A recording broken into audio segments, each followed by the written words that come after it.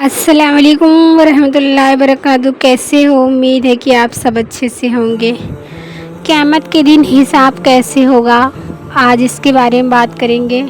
ایک شاگرد نے اپنے استاد سے پوچھا، استاد جی یہ آخرت میں حساب کتاب کیسے ہوگا؟ استاد نے ذرا سا توقف کیا، پھر اپنی جگہ سے اٹھے اور سارے شاگردوں میں کچھ پیسے بانٹنے لگے۔ انہوں نے پہلے لڑکے کو 100 درہم دیا، دوسرے کو 75، تیسرے کو 60، چوتھے کو 50، پانچویں کو 25، چھٹے کو 10، ساتویں کو 5 اور جس لڑکے نے سوال پوچھا تھا اسے فقط 1 درہم دیا۔ لڑکا بلا شبہ استاد کی اس حرکت پر دل کو گرفتہ اور ملوم تھا۔ اسے اپنی توہین محسوس ہو رہی تھی کہ استاد نے آخر اسے سب سے کمتر اور کم پیسے کیوں دیے۔ استاد نے مسکراتے ہوئے سب کو دیکھتے ہوئے کہا، سب لڑکوں کو چھٹی، تم سب لوگ جا کر ان پیسوں کو پورا خرچ کرو۔ اب ہماری ملاقات ہفتے والے دن بستی کے نان بائی کے تنور پر ہوگی۔ ہفتے والے دن سارے طالب علم نان بائی کے تنور پر پہنچ گئے، جہاں استاد پہلے سے ہی موجود سب کا انتظار کر رہا تھا۔ سب لڑکوں کے آ جانے کے بعد استاد نے انہیں بتایا کہ تم میں سے ہر ایک اس تنور پر چڑھ کر مجھے اپنے اپنے پیسوں کو کہاں خرچ کیا حساب دو۔ مطلب اس تنور پہ جو آگ کا تنور تھا اس پر چڑھ کر سب لوگ اپنے اپنے پیسوں کا حساب دو کہ کہاں کیا خرچ کیا، کیسے خرچ کیا۔ پہلے والے لڑکے جسے 100 درہم ملے تھے اس کو دہکتے تنور کے چڑھا دیا۔ استاد نے پوچھا، بتاؤ میرے دیے ہوئے 100 درہم کو کیسے خرچ کیے تھے؟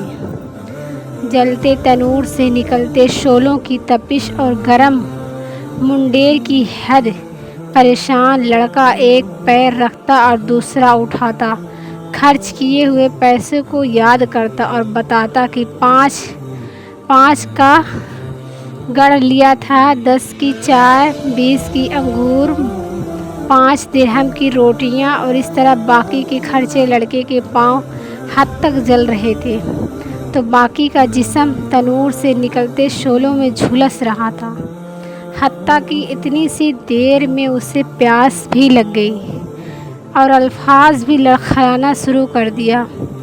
بامشکل حساب دے کر نیچے اترا، بہت مشکل سے حساب دے کے وہ نیچے اترا۔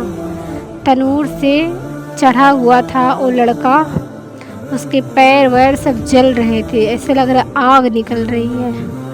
اسی طرح جیسے کو تیسے وہ لڑکا حساب دیا اور نیچے اترا۔ اس کے بعد دوسرا لڑکا، پھر تیسرا اور پھر اسی طرح باقی لڑکے، حتیٰ کہ اس لڑکی کی باری آ پہنچی جسے 1 درہم ملا تھا، جو استاد سے سوال کیا تھا، اس کی باری آ گئی۔ استاد نے اسے بھی کہا کہ تم بھی تنور پر چڑھ جاؤ اور اپنا حساب دو۔ لڑکا جلدی سے تنور پر چڑھا، بغیر کسی مشقت سے بولا کہ میں نے 1 درہم کی گھر کے لیے دنیا کی گھڑی خریدی تھی، گڈی خریدی تھی، اور ساتھ ہی مسکراتا ہوا نیچے اتر کر استاد کے سامنے جا کر کھڑا ہو گیا، جبکہ باقی لڑکے ابھی تک نڈھال بیٹھے اپنے پیروں پہ پانی ڈال کر ٹھنڈا کر رہے تھے۔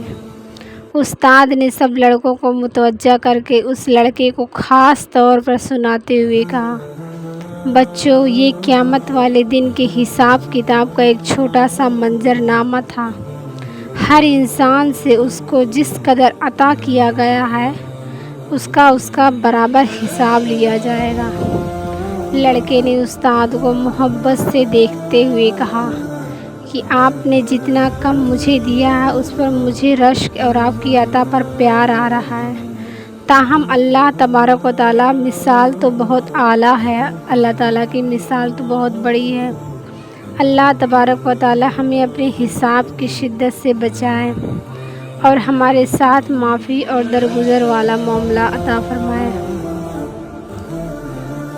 تو ایسے ہوگا حساب و کتاب، جو جس کا جتنا زیادہ گناہ ہوگا وہ اتنا ہی ڈرے گا، کب کب آئے گا۔ جیسے بکری کا بچہ جب پیدا ہوتا ہے تو وہ کانپتا ہے تھر تھر، اسی طرح انسان جب اللہ کے سامنے جانے لگے گا تو تھر تھر کانپے گا۔ یقین مانیے میرے بھائی، اللہ کو راضی کر لو، یہ دنیا فانی ہے، دنیا ختم ہو جانی ہے۔ تو یہ کہانی سے آپ کو کیا سبق مل رہا ہے آپ ضرور مجھے بتائیں کمنٹ کر کے۔ ایسے ہی جس کا جتنا گناہ ہوگا اتنا ہی تکلیف مشقت میں رہے گا، اتنا ہی پریشان رہے گا قیامت کے دن، اتنا ہی ڈرے گا، اتنا ہی وہ کہتے ہیں کہ کوئی گھٹنوں کے بل پسینے میں ڈوبے گا، کوئی گلے تک آ جائے گا پسینہ، کسی کی کمر تک، کوئی اپنے پسینے میں ہی ڈبکی لگائے گا۔ اور اتنا زیادہ جہنم والے روئیں گے، اتنا روئیں گے، کوئی دریا بن جائے گا، ان کے آنسوؤں سے دریا بن جائے گا۔ اور اگر کوئی اس میں ناؤ جو بوٹ رہتی نا وہ چلانا چاہے، کشتی چلانا چاہے تو کشتی بھی